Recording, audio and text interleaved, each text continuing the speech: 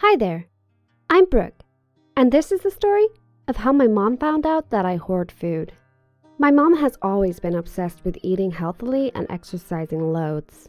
She basically lives in the gym, and she has to go every day, even on our birthdays and Christmas. She has also been on some kind of diet for as long as I can remember. She doesn't need to diet at all. She's got a really nice figure. She says that she's not on a diet and that she hates diets, but she won't eat gluten, wheat, dairy, red meat, or refined sugar. So I'm not really sure how that can be called a diet. The thing is, I wouldn't really care what my mom eats or does because we're not particularly close. But she tries to make my whole family follow the same regime. My sister finds it okay. At home, she pretends to really like the healthy food my mom gives us, but I know she secretly goes out for burgers and chips with her friends. She's amazing at ballet and is really good at running, so is naturally slim though, so my mom doesn't notice. Me, on the other hand, I'm quite chubby and shy, and I hate exercise. This seems to infuriate my mom, and makes her even more determined to make me adopt her clean way of eating. The more she tries to shove salads down my throat, though, the more I want to rebel. She has a specially designed meal plan for me, so if she had her way, I'd never get to choose what I ate. It would just be breakfast, porridge with an apple, lunch, salad with plain grilled chicken, dinner, some kind of vegetable soup and more salad. How am I even supposed to survive on that? My only safe haven is my room, where in an old plastic bag under my bed, I keep my secret stash of treats. I spend all my pocket money on chocolate, crisps, and sweets that my mom would never let me have. When my mom asks me what I spend it on, I just say that I am saving for college, and that keeps her quiet. In reality, I sneak to the corner shop after school and fill my pockets, then smuggle it back to my room to eat when I'm doing homework. Chocolate and sweet things are my escape from my miserable time at home. My parents only have time for my sister, Libby, as she is great at sports and super confident, while I am just a bit of a bookworm. Sugar makes me feel better. My favorite thing to do is melt Mars bars on my radiator, then drink the melted sticky goodness out of the wrapper. I find it comforting when I've had a hard day, when I've been teased at school or ignored by my parents or failed a test. Needless to say, my mom's radical diet is making no difference on me. One day, I got home from school to hear my parents having an argument.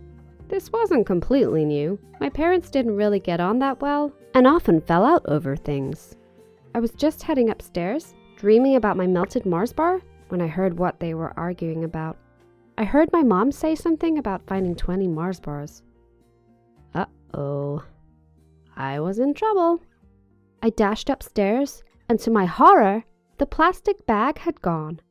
I groaned. I was going to be in so much trouble. Chocolate was the only thing that made me feel better. It was all I had. Tears started running down my face, and I sat down with my back against the door, trying not to imagine the life of salad and plain grilled chicken that was waiting for me. Soon, I heard a knock on the door. It was my mom. I pretended not to have heard her. She went away, but came back an hour later, and then an hour after that. Eventually, 4 hours later, I was actually pretty starving, so I relented and opened the door when she knocked. I felt embarrassed for my stash of food, but also angry that she had pushed me to have to hide food. I didn't want to speak to her, but she sat down on my bed and asked me if we could have a chat. My mom was not one for heart-to-hearts, especially not with me, so I wasn't sure what she was going to say.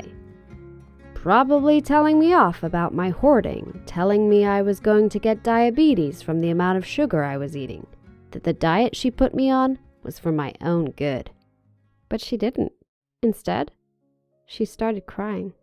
I was shocked. This was the last thing I expected. I couldn't see why it was something she needed to cry about. Was it that big a deal that I wasn't following her diet? I can't believe I've pushed you to hiding food, Brooke. What sort of person must I be? Why didn't you just talk to me? I mumbled something non-committal in reply, not wanting to admit that I didn't think she was very approachable. Mom apologized again and explained that the reason she was so uptight about her diet is that her best friend at school died from a heart attack really young. And my mom promised she would do everything she could to not go through that again. But she admitted that she had let it get way too far. Consumed by her grief and obsession over protecting us, she had stopped actually being a good mother to us. She said she could see now that she needed to relax more. She asked me if we could make a deal. I would stop hiding food if she promised to be there to talk about anything bothering me. Half skeptical, and half desperately wanting to believe it was true, I agreed. It's now been 3 weeks since we talked. My mom is unrecognizable. She is more friendly and caring than she's ever been. We decided to compromise on the healthy food front, her agreeing to buy some treat foods, and me agreeing to try to eat less sugary snacks. We can actually eat carbs now. And actually, I think we're healthier than ever. I have much more energy now, and I'm not sure it's because of the food or because I'm happier generally. It's probably a bit of both, really. But I've learned to try to speak about how I'm feeling more, and that food is never a good way to escape from the world. And my mom has also learned that talking to each other is way better for your health than any amount of healthy eating. Have you ever had a secret stash of something? Please share your opinions or stories in the comments section below. Don't forget to like the video and subscribe to our channel.